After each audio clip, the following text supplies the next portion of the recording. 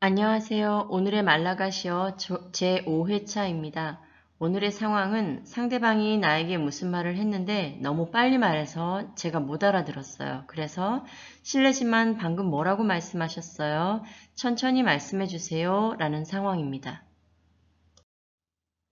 Azafate, inna nu lazainau teu. Azafate, inna nu lazainau teu. Azafate, inna nu lazainau teu.